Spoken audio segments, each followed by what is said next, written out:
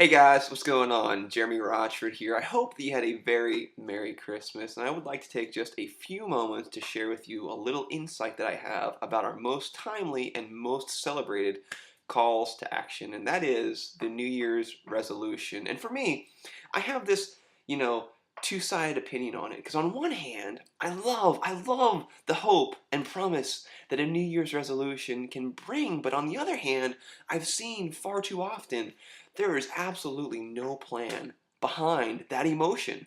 So once the emotion of, yeah, this is going to be it, this is the year, there's nothing. And so the resolution fades. And in my own life and in a lot of other people's lives that I know, we're right back not only to where we started, but we've actually regressed. And now we're even more frustrated. So I kind of have this like love-hate relationship with the new year. But what I can definitely agree on, though, about the new year is I love shopping for fitness equipment in March because so many of those people just go overboard and they spend so much good money on great fitness equipment in January that 2 months later they've decided that they're just not going to use because maybe just this year's too difficult, can't quite lose weight. So for me, I'm the benefactor of that.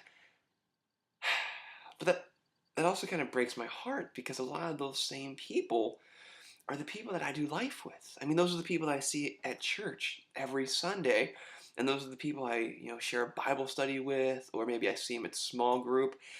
And I know that a lot of those individuals have the same approach to their spiritual life that they do their physical life, and it breaks my heart because for the longest time, I was that individual. You see, I was so excited when the new year came around to just change whatever garbage I had going on in my spiritual life that I knew it would be different, and I didn't have any plan. And so when I realized that I couldn't go from sinner to saint in 3 weeks, I just got frustrated and I gave up, and it just led to these spiritual droughts where I'd be on fire for a week or two, and then I'd be in a lull for 6 months, and it got me so angry because I had no progress in my spiritual life. And it got to the point where I was so frustrated one year.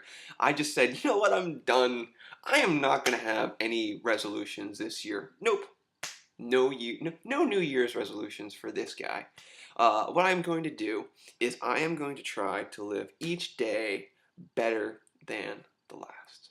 So what I did was I decided that it didn't matter how big or how small, I was going to try to live today better than I did yesterday. And I was going to live tomorrow, if I was blessed to have it, better than I lived today. And amazingly enough, that actually worked. Not just in the spiritual life, but also in my physical life. Absolutely worked. And so, my encouragement for you, as you sit down and maybe you get excited about your New Year's resolution, as I do, choose something that you're going to be as excited about pursuing 6 months from now as you are today. Because the absolute secret to this life is being deliberately consistent at the things you pursue will always produce great results. I know that from absolute experience. Take it from someone who has overcame multiple bad habits, not only on the physical side, but on the spiritual side. May God always be directing your path. May you always be seeking God in that path. And may you just have the greatest start to this new year. Take care.